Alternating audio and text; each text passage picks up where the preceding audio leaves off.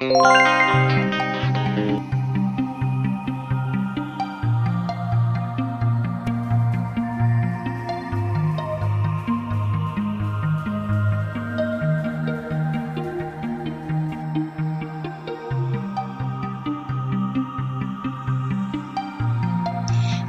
merupakan kesenyawaan kimia yang paling penting pada makhluk hidup yang membawa keterangan baik genetik dari sel khususnya atau dari makhluk dalam keseluruhannya dari suatu generasi ke generasi berikutnya. Molekul DNA terdapat pada nukleus, mitokondria, plastida, dan sentriol. Molekul DNA pada nukleus memiliki bentuk sebagai benang lurus dan tidak bercabang, sedangkan DNA yang terletak pada mitokondria dan plastida berbentuk lingkaran. DNA pada makhluk hidup dapat diisolasi secara sederhana. Pengisolasian DNA secara sederhana dapat dilakukan dengan memecahkan dinding sel, membran plasma, dan membran inti baik secara mekanik maupun secara kimiawi. Isolasi DNA merupakan suatu teknik yang digunakan untuk memperoleh DNA murni, yaitu tanpa protein dan RNA dari suatu sel dalam jaringan. Pemecahan dinding sel secara mekanik dapat dilakukan dengan pemblenderan atau pengerus menggunakan mortar dan pistil. Sedangkan secara kimiawi dapat dilakukan dengan pemberian deterjen. Penambahan sabun cair dan garam dapur adalah untuk melisiskan membran inti untuk mengeluarkan isi inti sel yang berisi DNA. Alat dan bahan yang digunakan pada praktikum kali ini yaitu ada wadah, 110 ml air, 10 ml sabun cair, garam, setengah buah pisang, alkohol, saringan, wadah plastik, dan sendok. Langkah pertama yang dilakukan adalah mencampurkan 10 ml sabun cair ke dalam 110 ml air.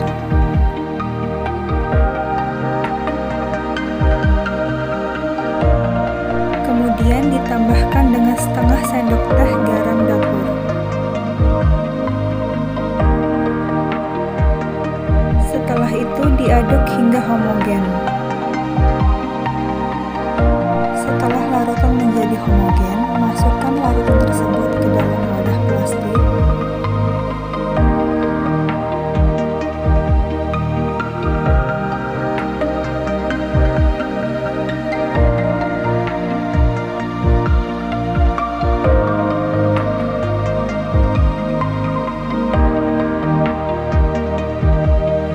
Setelah itu, masukkan pisang ke dalam wadah plastik. Kemudian hancurkan pisang hingga menjadi halus.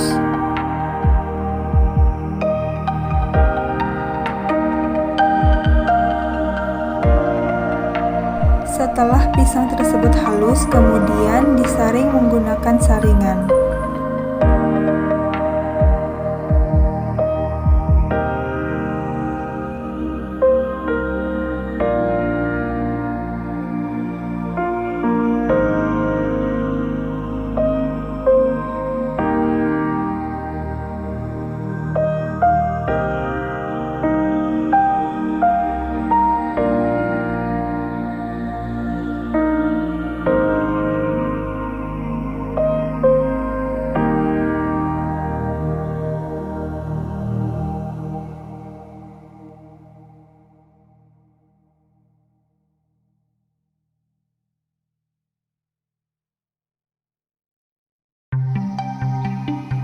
Kemudian didapatkan sari dari pisang tersebut yang akan dicampurkan dengan alkohol yang sudah didinginkan.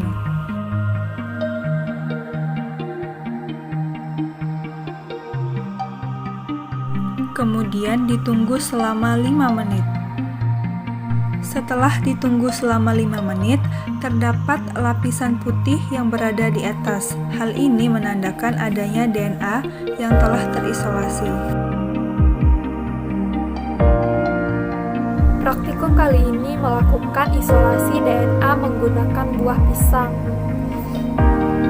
Percobaan ini dilakukan dengan menambahkan deterjen yang telah dicampurkan dengan garam pada sampel pisang. Pemberian garam dalam percobaan ini memiliki fungsi untuk memberikan kondisi ionik sehingga reaksi berjalan dengan stabil. Garam juga dapat digunakan untuk melarutkan DNA karena ion Na positif yang dikandung oleh garam mampu membentuk ikatan dengan kutub negatif fosfat DNA. Kutub ini dapat menyebabkan molekul-molekul saling tolak-menolak satu sama lain, sehingga pada saat ikatan ion Na+ terbentuk dengan ikatan kutub negatif fosfat DNA, maka DNA tersebut akan terkumpul. Jadi dapat disimpulkan bahwa garam dapat digunakan sebagai penghilang protein dan karbohidrat, menjaga kestabilan pH, lysing buffer. Garam juga membantu proses pemekatan DNA. Penggunaan deterjen berfungsi sebagai polysis barrier atau penghalang sel secara kimia sebagai pengganti senyawa kimia yang mampu merusak dinding dan membran sel.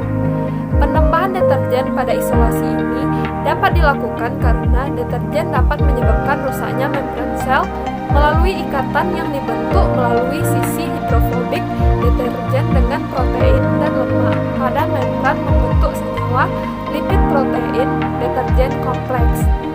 Senyawa tersebut dapat terbentuk karena protein dan lipid memiliki ujung hidrofilik dan hidrofobik.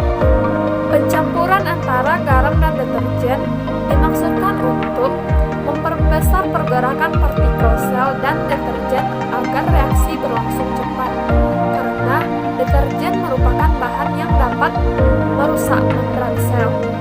Pada proses pengadukan harus dilakukan dengan hati-hati agar tidak menimbulkan buih. Apabila terdapat buih, maka akan menyebabkan penghambatan pada isolasi DNA.